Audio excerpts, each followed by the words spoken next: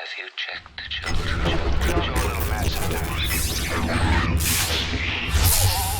Hi, I'm Chucky. Wanna play? Sometimes that is better. You're gonna need a bigger boat. What's up, everyone? Welcome back to the horror show. I'm Cecil, Laird. Fuego here. Back to do another Patreon request. This one is from Ms. Marie herself. This is for a movie called Holidays. Now, quite frankly, this is a movie that I wanted to review on the channel back when it came out because Did we podcast about it? we I might have can't touched remember. based on it on the I kinda feel we did. podcast, but quite frankly, Fuego, because there is a Kevin Smith joint in and amongst all of the stories here, I feel like we should have reviewed it earlier, but nonetheless, thanks to Ms. Marie, we are going to be reviewing this horror anthology, which to me follows the general horror anthology rules where there's some that are good, some that are okay, some that are bad. True. And we're going to get into it a bit more in depth than that, but Fuego, what are your overall thoughts? I think it fits in those categories. It was enjoyable for a couple, pretty good for a couple, and then a couple were just like, I definitely don't need to watch that ever again. Yeah, there's Mother's Day, excuse me. there was Sorry.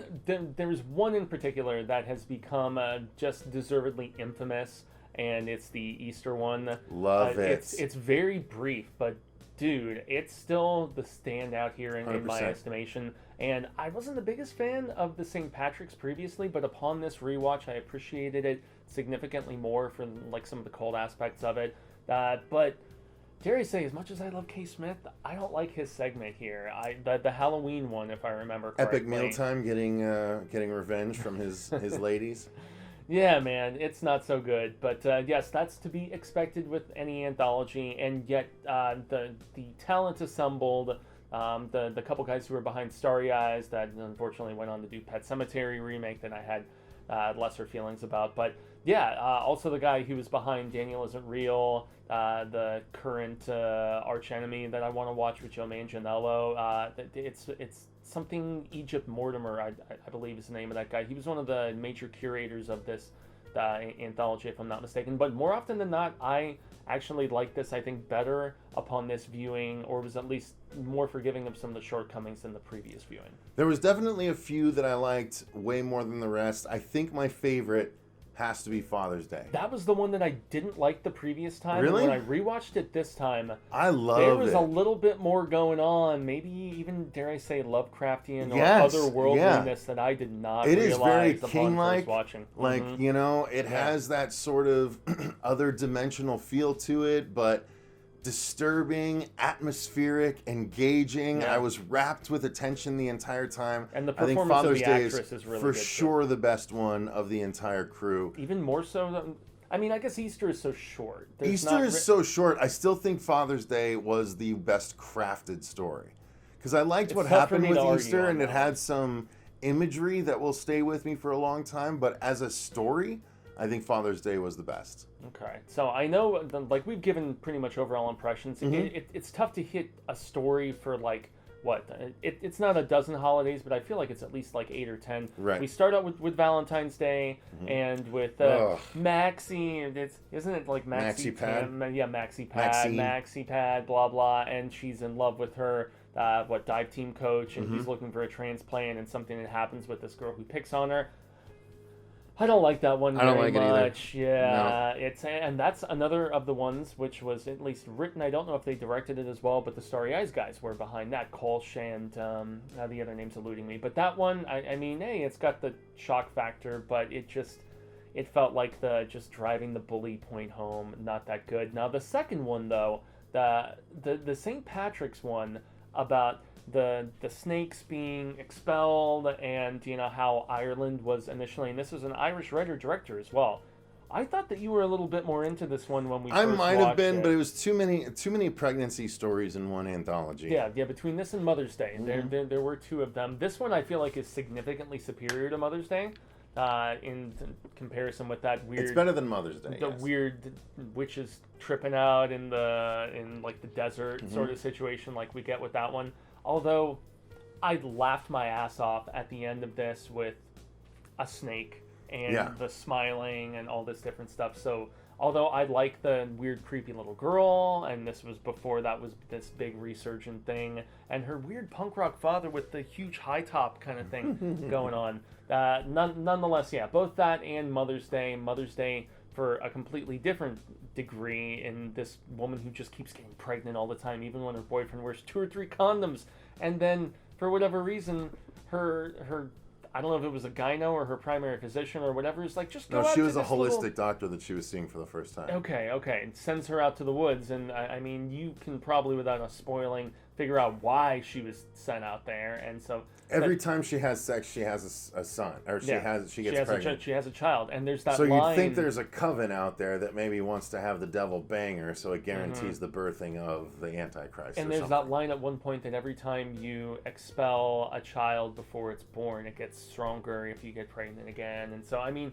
interesting ideas in both that one and the St. Patty's Day. But yeah, I can't say while I appreciated Patty's more, it's still not a personal favorite.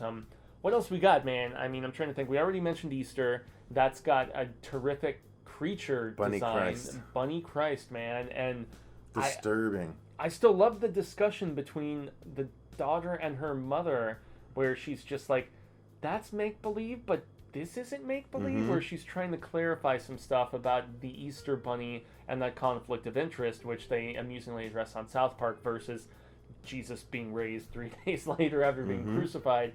And yeah, it's brief but brutal, and a transition that happens will stick with you guys. It really will.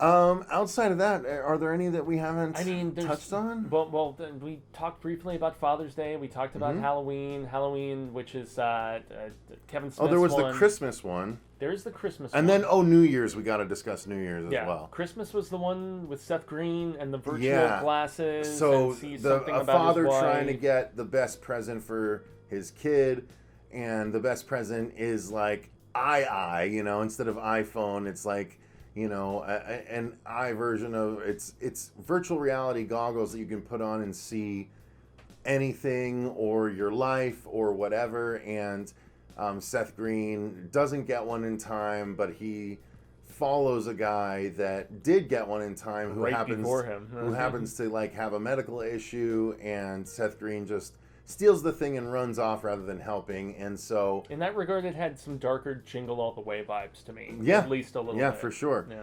But then when he gets it back, the kid, is playing on it, and when he puts it on himself, he sees first-person porno situations, but then that's right. There are things that are spliced in where it's, the dude's POV of when he had a medical issue and Seth Green came up and stole the thing from him. So, and then he finds out his wife put it on, and he puts it on and he sees that his wife is nuts because she killed her boss for not giving a Christmas bonus, and like I was going to skirt around the issue. But I don't care. It just raises the stakes a little bit and gets crazier and crazier. And how Seth Green reacts is the crux of the story. It is. Forgive me for spoiling that little bit, but it's a Miss interesting Marie's story. watched it, so she obviously knows. Yeah. I didn't like the Seth Green one very much, man. It was a little more ho hum in that regard, and you do see a little bit of the brutality with this wife who's so mad she didn't get that Christmas bonus. But from the POV, I don't know, that one just very similar to the revenge of this guy on his cam girl. Well, his cam girls having revenge on him. He can't even buy them good candy, and they put a dildo up his arse, and they force him to cut his own vagina. Yeah, and they also tie it up to a car battery, and they're like, oh, this is the one in the 2 levels, so what if we go to 10? And it was just slimy and kind of uninspired. And I love K. Smith, but his veering into horror, most notably with his daughter. We both reviewed Yoga Hosers. We kind of know how Smith has gone. For me right now, he had his very endearing early films to me. Although Red State and Tusk were both really good, man. Now I get my most enjoyment with him commenting on other people's pop culture and nerdtastic stuff. So that one is not memorable. But interestingly enough, the final segment that we get, which is New Year's, it stars Eli Roth's wife, Itzo something. She's a Chilean actress, very attractive, and honestly, I think a very great actress. She was in Knock Knock. She was in The Green Inferno, Aftershock with her husband, and she basically plays this woman who ends up on a date with this guy who is laid out to be a serial killer right off the bat. He kills his first date and then goes and finds a second date, which is Itzo. The twist you see a mile away in this one, and I know you and I criticized this after we watched it. But initially. I still enjoyed it. It's satisfying. Sometimes you want it's a the twist blind date of two operating serial killers, and Indeed. it's a really fun and one who's a little scene to play smarter out. than the other one because he feels like he has a woman. That's obviously his predilection in that regard. But when the tables are turned, he's a little bitch, man, and and I love where she's like, Feliz Año Nuevo, and she puts the axe like right in his head. If I'm gonna spoil it, it's sometimes when you see it a mile away, you would be disappointed if it didn't happen because it is a satisfying conclusion. So yeah, I mean, overall, it is a satisfactory horror anthology. I think personally, I didn't like some of the segments as much as Fuego did, but overall, I would say it's a successful anthology. There's more positive than there is negative. Yeah. So I think it's definitely worth your time, especially if you're already connected to Netflix. Just watch it for free. It's worth it. Yeah, And because it is holidays throughout the year, you can justify watching it. And I just Valentine's rewatched Day. this earlier today, and I was Father's like, Day, I was Mother's Day. reliving the insanity of 2020 and just getting right to Christmas and New Year's and everything. And it's also tough for us to tackle one of these in our typical format, I think, because of the fact that every single segment in this, in comparison with other anthologies, there's a different writing and directing team behind every single segment. So going into individual music and practical effects and stuff like that, we did our best to, just give some focal points and whatnot, but it just would take a little too much of both of our respective time, I'd say. True. So thank you again to Miss Marie for suggesting this one. Guys, if you want to make a movie review request like Ms. Marie did, click on the Patreon link in the description box down below. Select the right tier, and you can select a movie for us to review that given month. Any Patreon can participate in the movie review poll every single month, so you can also just take part in that if you'd prefer to not spend as much money. Any amount you spend goes directly towards supporting the channel. We greatly appreciate any of those of you that choose to do so.